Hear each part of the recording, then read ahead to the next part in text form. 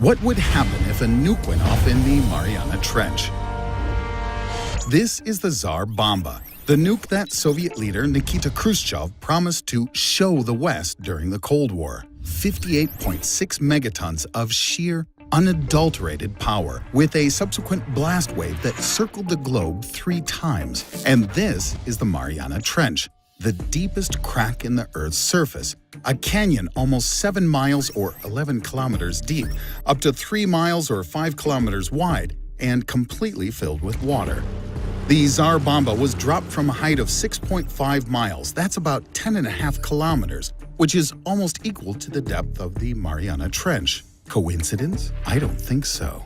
So what happens if we drop a nuke into the depths of the Mariana Trench for a good and proper kaboom? All right, so we've decided to blow up the Mariana Trench.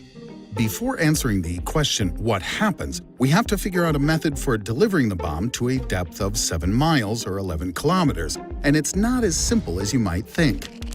After all, the density of water is 1 gram per cubic centimeter, which means that at these depths, the water pressure will reach 110 megapascals, which is 1,100 times normal atmospheric pressure. For our purposes, this means that a nuclear bomb with the standard outer layer of lead will simply get crushed flat, without detonating, of course. The amusing but lackluster end result would be a giant uranium pancake, 130 feet or 40 meters in diameter, ending up at the bottom of the Mariana Trench. This pancake will emit radiation for centuries, as the half-life of uranium is 2,000 years. But in this scenario, there will be no explosion. The charge won't be compressed to the point of critical mass, and the thermonuclear shell of the bomb will get torn off halfway to the bottom and dissolve in the water. So let's say the bomb will be lowered down inside a bathyscaphe. That's a deep-sea submersible designed to withstand high pressure and, optionally, be remotely controlled. In this case, we're gonna get our bang. And there's actually more than one way for that to happen. 1. If the bomb is detonated at a depth of between 3 to 5 miles, that's 5 to 8 kilometers, the explosion won't be that much different from your typical underwater nuclear test. Oh, except for a tsunami 400 feet or 122 meters high that will appear on the surface of the Pacific Ocean and completely wash away Japan and all of Southeast Asia. Also, half of Australia and the eastern regions of China will see tremendous flooding, and the U.S. Pacific coast, especially San Francisco and Los Angeles, will be besieged with waves up to 250 feet or 76 meters.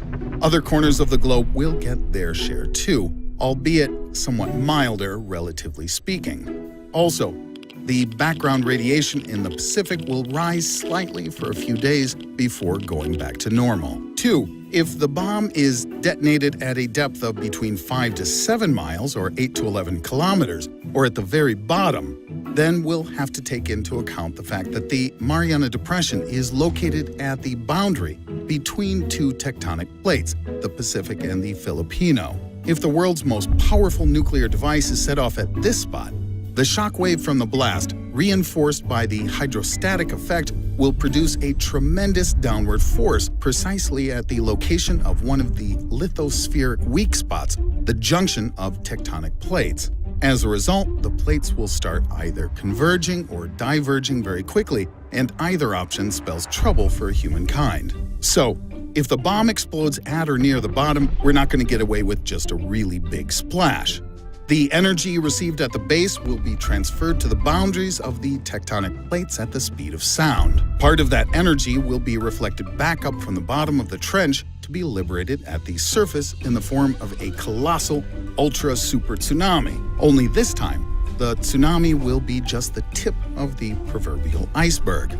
Next, we'll see massive magnitude 12 earthquakes occur across the entire ring of fire, which will then give rise to a second installment of mega-uber tsunamis even higher than before. We'll next be treated to a gargantuan release of magma back at the area of the explosion, and this will set off a chain of volcanic eruptions to complete the picture, lest the survivors in the highlands assume they've been given a lucky break. This volcanic activity will continue for at least a month, so expect the Earth to be assaulted with seemingly endless acid rain while the airborne ash will interfere with air travel needed for humanitarian missions, in addition to blocking out much of the light from the sun. To me, that smells an awful lot like nuclear winter, or at the very least, a couple of very cold years. Coupled with the tsunamis, the cold spell may result in globe-spanning catastrophe, with many species, including humans, ending up on the brink of extinction. There's also the possibility that a Tsar Bomba-type explosion at a depth of roughly 1.5 miles or 2.5 kilometers from the bottom of the Mariana Trench could punch a hole in the Earth's crust, sufficient to produce a magma fountain.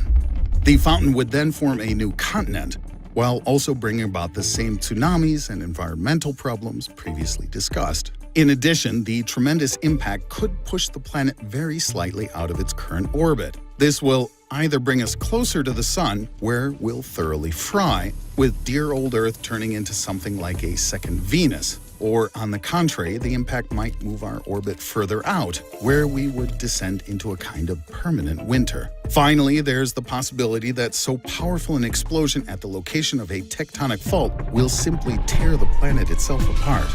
The fate of humankind in that scenario is easy to see. Fortunately, however, the likelihood of any of the above happening is extremely low. As experience shows, in the end, humans are no fools. Shortly after the successful atmospheric test of the Tsar Bomba in 1963, the nuclear club countries signed in Moscow a treaty banning nuclear weapons tests in the atmosphere, in outer space or underwater, a safeguard of sorts to prevent future catastrophes.